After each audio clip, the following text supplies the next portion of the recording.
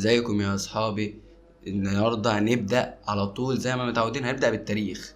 وهنبدا عن ايه؟ مصادر الطاقه. وايه بقى؟ طبعا زي التطور بتاعها وايه اللي حصل والعلماء. يلا نبدا. تطور مصادر الطاقه زي الفحم والبترول والكهرباء عدى بمراحل كتير تاريخيا. طبعا هناخد نظره كده مختصره عن كل مرحله والعلماء اللي ساهموا في الاكتشاف دول. هنبدا بالفحم. اول حاجه في الفحم استخدام المبكر. استخدم الفحم كمصدر للطاقة منذ العصور القديمة. طبعا كانوا بيستخدموه الصينيون والرومان. كانوا بيستخدموه في حاجتين: التدفئة والطبخ. تاني حاجة الثورة الصناعية. القرن التمنتاشر شهد زيادة كبيرة في استخدام الفحم، ده بفضل الثورة الصناعية في بريطانيا. ونيجي للمخترع الاسكتلندي جيمس وات. طور محرك البخار سنة 1769، وده طبعا اعتمد بشكل كبير على الفحم كوقود. ده أدى لزيادة الطلب على الفحم. خلصنا الفحم، ننقل بقى للبترول. رقم واحد الاستخدام المبكر. كان البترول معروف منذ العصور القديمة. طبعا كانوا بيستخدموا البابليون والمصريون في الطلاء والإنارة. تاني حاجة التنقيب الحديث. إدوين ديريك حفر أول بئر بترول ناجحة في الولايات المتحدة عام 1859 في تيتوسفيل بنسلفانيا. طبعا الاكتشاف ده أدى لتوسع سريع في استخدام البترول كوقود رئيسي. 3. تطور الصناعات. تطورت صناعات تكرير البترول في أوائل القرن العشرين مع ظهور عربيات هنري فورد، اللي طبعا عززت الحاجة إلى الوقود البترولي.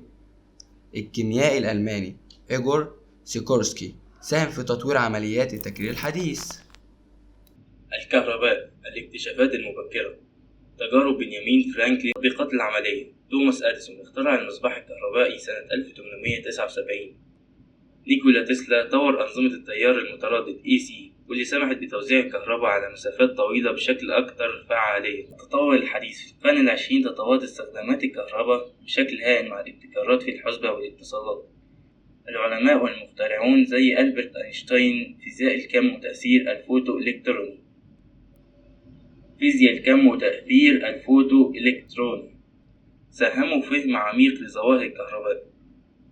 العلماء والمخترعين زي العلماء البارزون: جيمس وات تطوير محرك البخار، إدوين دريك أول بئر بترول ناجح، توماس إديسون اختراع المصباح الكهربائي، نيكولا تسلا تطوير التيار المتردد، مايكل فاراداي اكتشاف الحث الكهرومغناطيسي، بنيامين فرانكلين تجارب الكهرباء، ألبرت أينشتاين تأثير الفوتو إلكتروني.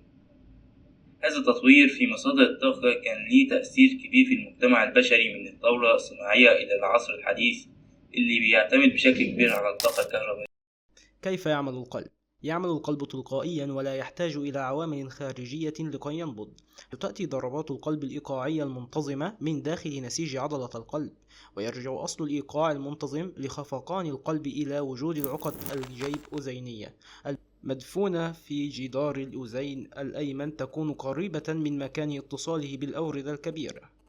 والعقد الجيب أذينية تشبه الضفيرة المتكونة من ألياف عضلية. إن معدل النبض الطبيعي للقلب 70 دقة في الدقيقة الواحدة، وتتصل بنوعين من الأعصاب يؤثران على المعدل الطبيعي لنبضات القلب، ويسمى هذين النوعين من الأعصاب بتلك الأسماء التالية: الأول يسمى السمبثاوي، والثاني يسمى الباراسمبثاوي.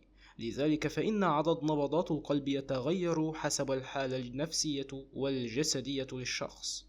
كيف تنشأ نبضات القلب؟ ترسل العقد الجيب أذينية كهرباء، فهذه الكهرباء تثير عضلة الأذينين للانقباض. تصل تلك الكهرباء إلى عقدة أخرى تسمى عقد أذينية بطيئة، تقع عند النقطة التي تصل بين الأذينين والبطينين. تنتقل تلك الكهرباء من العقد الأذينية البطيئة عبر نوع من الألياف يسمى ألياف هس، ثم إلى نوع من الحزم يسمى بحزم بريكنج، فتثير عضلات البطينين للانقباض. من أمراض القلب وحبيبة القلب. بص يا سيدي، الأمراض النفسية زي القلق والاكتئاب ممكن يأثر على صحة القلب، والضغط الشرياني والتوتر النفسي المستمر ممكن يزيد من خطر الإصابة بأمراض القلب زي ارتفاع ضغط الدم. القلق والاكتئاب يؤدوا لتغيرات في نمط الحياة زي الفاست فود وقلة ممارسة الرياضة، وده بيأثر على صحة القلب. وبيقولك إيه يا سيدي، تفاعلات الهرمونات الناتجة عن الإجهاد النفسي يمكن تأثر على وظيفة القلب وتزيد من ضغط الدم برضه. الاكتئاب والقلق بيؤدوا لتدهور في نوعية النوم، وده بيرتبط بزيادة خطر الإصابة بأمراض القلب. الاكتئاب والقلق ممكن يؤدوا لزيادة في استخدام المواد الكيميائية في الجسم زي الأدرينالين، وده بيزيد ضغط الدم. التوتر النفسي ممكن يؤدي إلى زيادة في مستويات هرمونات التوتر زي الكورتيزول، وده بيؤدي لارتفاع ضغط الدم برضه. التوتر النفسي المستمر ممكن يؤدي إلى الموت، فأنت في الناس تبدأ تفكر قبل ما تعمل أي حاجة، هل هتضرك وتضر صحة قلبك ولا لأ، وهل الروتين اللي أنت ماشي عليه مفيد فعلا لصحتك وسلامة قلبك.